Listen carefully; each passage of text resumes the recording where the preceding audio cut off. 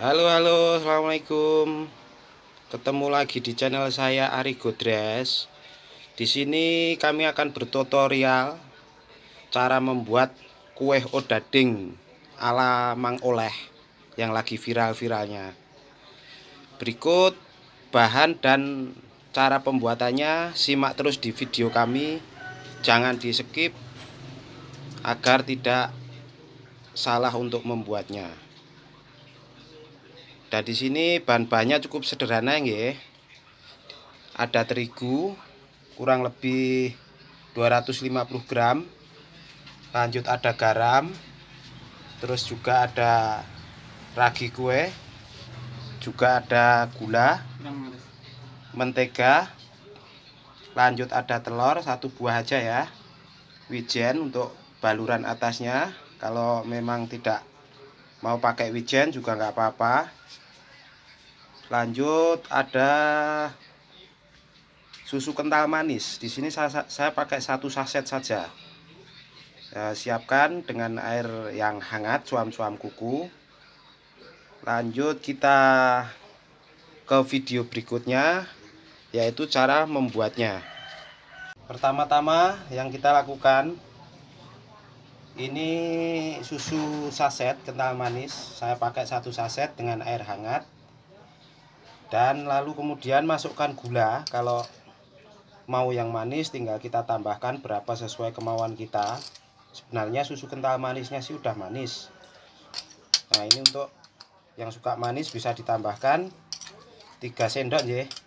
3 sendok. Lanjut kemudian kita aduk sampai bener-bener gulanya larut. Kita aduk sampai gulanya larut. Lalu kemudian masukkan ragi kuehnya. Saya pakai 1 sendok full ya. 1 sendok full untuk takaran terigu kurang lebih 250 gram. Kita masukkan. Lalu kita aduk raginya supaya menyatu.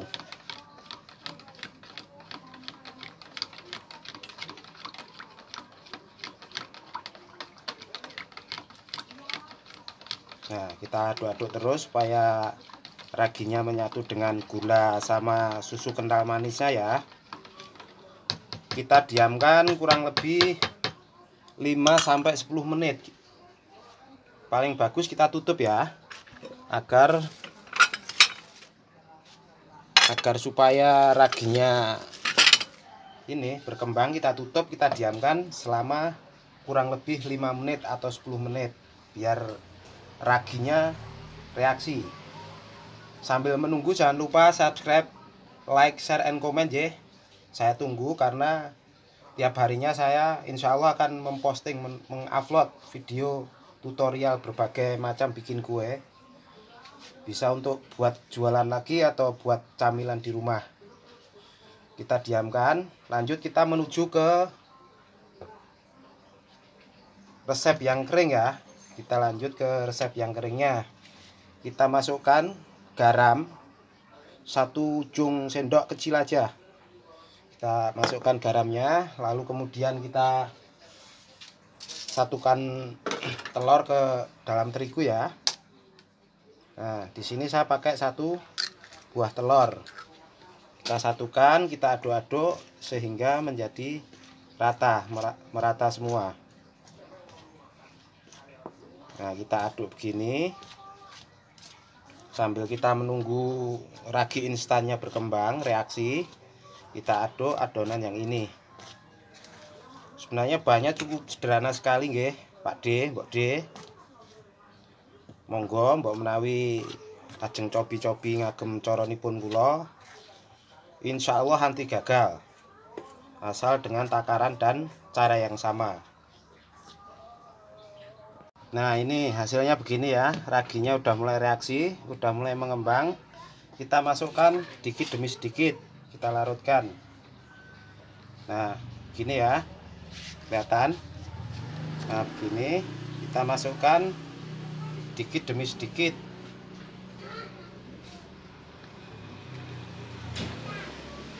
Nah, kita aduk sampai bener-bener merata semua. ke semua terigu hingga larut menjadi satu ya.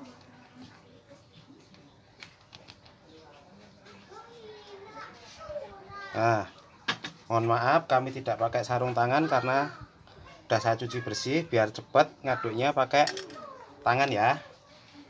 Gini.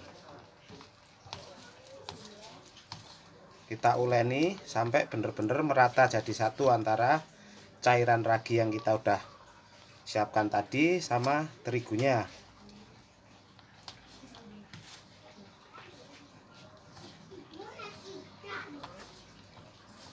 Nah, begini kurang lebihnya.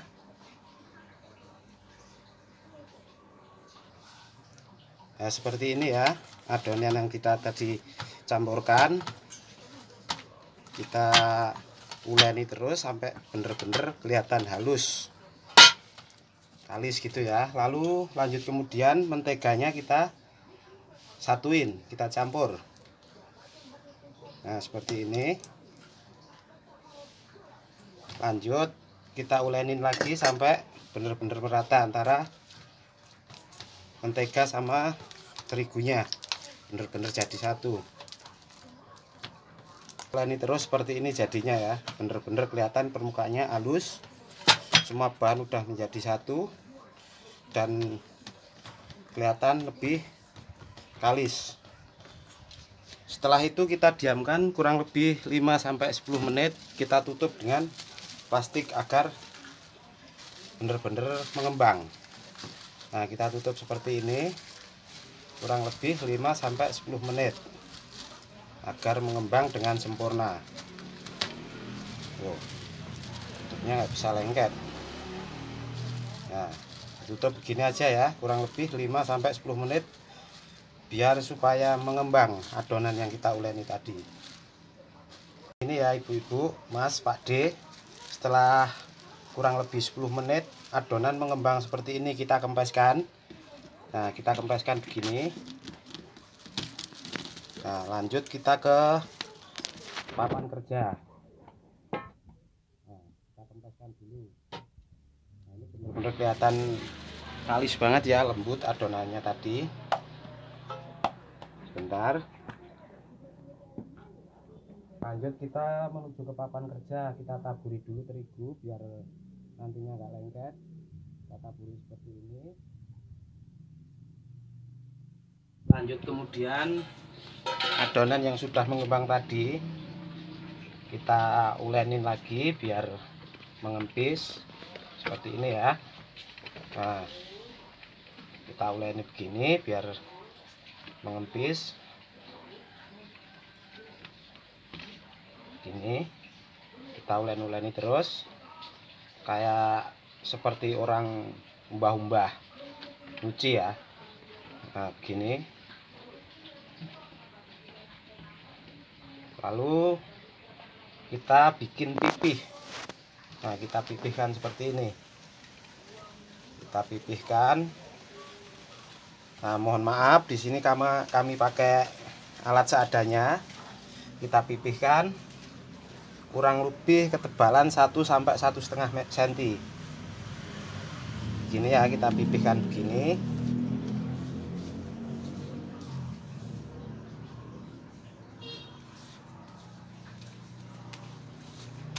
Nah, kita pipihkan begini terus. Ketebalannya diperkirakan saja sendiri.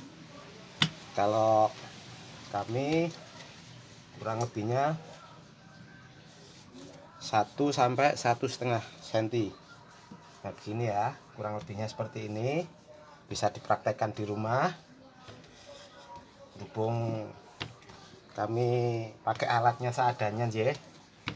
Mungkin sahabat yang lain bisa praktek di rumah dengan alat yang lebih bagus. Nah, begini. Nah, kita bikin ketebalannya hampir sama.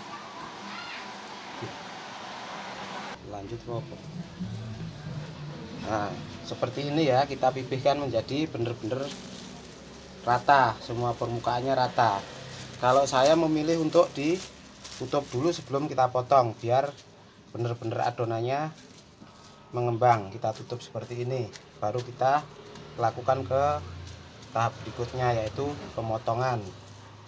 Kalau saya lebih memilih kita kembangkan dulu, kita tutup begini biar raginya bener-bener bekerja sempurna. Lalu kita diamkan selama kurang lebih 5 menit, tergantung suhunya di tempat sahabat-sahabat yang lain. Kalau di sini mungkin hanya 5 menit juga udah kelihatan mengembang. Nah, begini kurang lebihnya 5-10 menit adonan kelihatan semakin berkembang semakin mekar ya, karena kita tutup tadi kurang lebih 5-10 menit kan adonan mekar. Jane panganan ngene iki cara wong Jawa iki ngarani muk gembukan. Tapi lebih terkenalnya dengan odading, kue odading. Lalu kita potong sesuai ukuran yang kita inginkan. Kita potong di permukaan yang rata dulu ya. Nah, kita ambil biar potongannya merata. Nah, seperti ini ya sahabat, teman. Wow.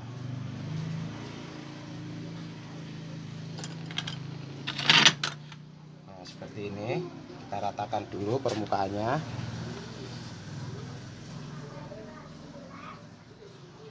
Nah, seperti ini, lalu kita potong sesuai ukuran yang kita inginkan. Kalau saya buat dijual lagi, kita potong menjadi 12 potong. Nah, begini ya. 1. Nah, begini. Menjadi 12 ya. Selebihnya yang kita pinggiran-pinggiran tadi kita kumpulin lagi, lalu kita bikin potongan dengan ukuran yang sama. Kita menuju ke tahap berikutnya, yaitu penggorengan. Gitu ya. Kalau mau yang dibaluri wijen, seharusnya kan pakai kuas. Berhubung saya pakai alat sederhananya, kita basahi permukaannya seperti ini ya. Nah, kita basahi pakai air, kita basahi agar wijennya nanti bisa menempel. Seperti ini kita basahi. Kalau yang mau pakai wijen, sebenarnya nggak pakai wijen pun juga nggak apa-apa. Udah ini ya, kita baluri sesuai keinginan kita. Nah, begini ya. Sebelumnya kita olesi dengan air supaya wijennya bisa nempel. Nah, tidak mudah lepas. Kita siapkan minyak di dalam penggorengan dengan api kecil ya, nggak usah terlalu gede-gede apinya. Lanjut ke proses penggorengan. Tadi udah seperti ini ya. Nah, udah kelihatan seperti ini, mengembang dan wijennya menempel dengan sempurna. Nah, kita goreng seperti menggoreng donat sebenarnya sih ya. Nah,